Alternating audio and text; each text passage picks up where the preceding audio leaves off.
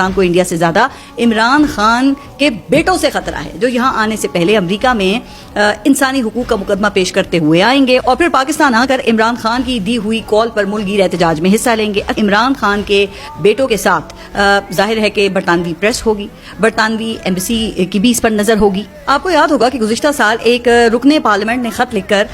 برطانوی وزیر خارجہ کی توجہ عمران خان کے جو ممکنہ فوجی ٹرائل تھا اس کی خبروں کی جانب دلائی تھی۔ اچھا، اس کے بعد برطانوی وزیر خارجہ نے پاکستان سے رابطہ کر کے رکن پارلیمنٹ کو اس بات کا یقین دلایا تھا کہ عمران خان کا فوجی ٹرائل نہیں ہوگا۔ ظاہر ہے اب اگر دو برطانوی شہری اپنے والد کے لیے انصاف مانگنے آئیں گے یہاں پر تو ان کی سیفٹی اور سیکیورٹی کے لیے بھی برطانیہ نظر تو رکھے گا۔ اس لیے اگر تھوڑی سی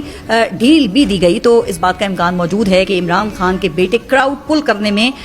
کامیاب ہوں گے یا ہو سکتے ہیں، اور اگر ایسا ہو گیا تو پھر حالات پاک انڈیا جنگ سے پہلے والی صورتحال پر آ سکتے ہیں۔ اس لیے حکومت اس وقت آپ دیکھ رہے ہوں گے کہ مکسڈ سگنلنگ کر رہی ہے، ایک جانب مذاکرات کی آفر اور دوسری طرف موروثی سیاست کا پروپیگنڈا۔ ان دونوں اسٹریٹجیز کو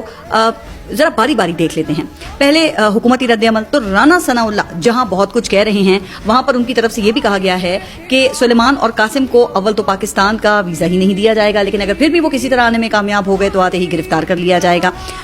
لیکن ایک دن کے بعد رانا صاحب نے اپنی ٹون ہی تبدیل کر دی، کہا کہ عمران خان کے لیے ہمیشہ سے ہمارے دل میں نرم گوشہ ہے، کبھی سختی نہیں کی، جمہوریت ڈائیلاگ سے چلتی ہے، ڈیڈ لاک سے نہیں۔ ویسے ڈائیلاگ اور ڈیڈ لاک کی تکرار یہ تو ہم گزشتہ 2 سالوں سے سنتے آ رہے ہیں نا، اگر اس میں رانا صاحب ایک اور بات کا اضافہ کر دیتے تو تھوڑا بہت حقیقت کا گمان آ ہی جاتا، وہ یہ کہ جمہوریت ڈائیلاگ اور ہمارے ملک کی سیاست صرف ڈائیلاگ بازی سے ہی چلتی ہے۔ اس کا عملی مظاہرہ تو رانا صاحب جو ہیں انہوں نے خود کیا ہے، اور اس کے ساتھ ساتھ بڑی باریکی سے عمران خان پر ہونے والی سختیوں کی ذمہ داری سے لا تعلقی کا اعلان بھی کر دیا ہے، یعنی کہ ان کے مطابق حکومت کو عمران خان کا جناب بڑا ہی خیال ہے،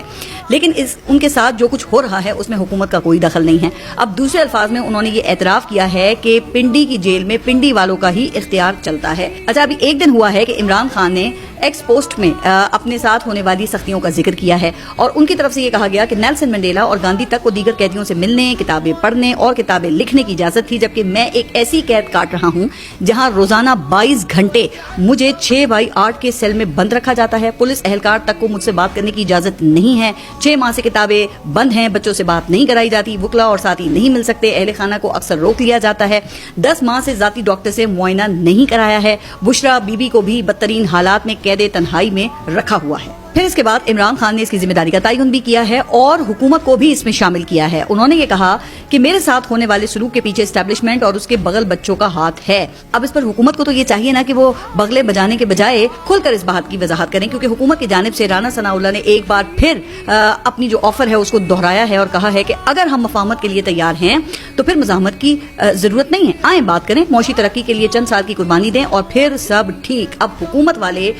معصوم ہیں یا پھر جان بوجھ کر یہ گڈ کاپ اور بیڈ کاپ کی ایکٹنگ کرتے ہیں، کیونکہ جس ترقی کے لیے وہ عمران خان سے چند سالوں کی قربانی مانگ رہے ہیں اس کی بھی کچھ جھلکیاں میں ذرا آخر میں نا اس ولاگ کے آپ کے ساتھ شیئر کروں گی، لیکن فی الوقت عمران خان نے حکومتی آفر جو ہے وہ مسترد کر دی ہے۔ کہا یہ گیا ہے کہ مذاکرات کا وقت گزر چکا ہے، اب 5 اگست کو احتجاجی تحریک کا نقطہ عروج قرار دیا گیا ہے، اسی دن عمران خان کی گرفتاری کو 2 سال بھی مکمل ہوں گے۔ اچھا، اب اس ماحول میں اگر سلیمان اور قاسم نے، جو کہ خان صاحب کے بیٹے ہیں، انہوں نے کراؤڈ پل کر لیا تو نظام کو شدید جھٹکا لگ سکتا ہے، اور